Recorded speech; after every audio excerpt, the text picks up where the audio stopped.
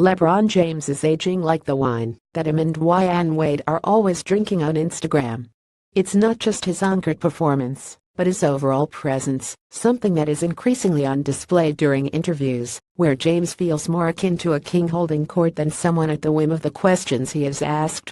It happened again on Monday, when GQ released a half-profile, half-co with the hegemonic star of the NBA. It's a great read with some sensational photography to go with it. Here's a taste. If that wasn't enough to convince you, here are a few important things that we can take away from it. LeBron James wants to foul the S out of his son. Asked if he would want to play against his oldest son in the NBA, James had a fantastic answer. "I'll foul the shit out of him," he laughs.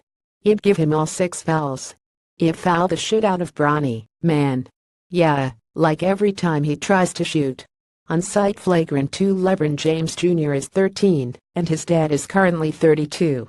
Assuming the Junior James is an NBA talent, there's no reason to think he won't be, but none of Jordan's sons played past college, then that could happen in 6 seasons.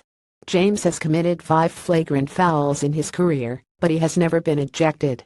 He's saving his first for his firstborn. James does believe Dan Gilbert's infamous letter was racial. When James left for Miami, Gilbert's crazed Comic Sans letter went down in infamy, and perhaps has racial undertones to it too.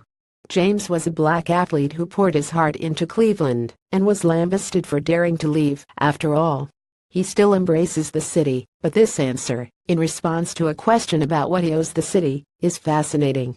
LeBron James owes nobody anything. Nobody. When my mother told me I don't owe her anything, from that point in time, I don't owe anybody anything. But what I will give to the city of Cleveland is passion, commitment, and inspiration. As long as I put that jersey on, that's what I represent. That's why I'm there, to inspire that city. But I don't owe anybody anything. I don't talk about injuries. Perhaps the most incredible thing about LeBron's career is the sheer volume of it. He plays damn near every game and logs enormous minutes in them all. He may be the all-time leader in minutes by the time he retires, if he holds up like he has.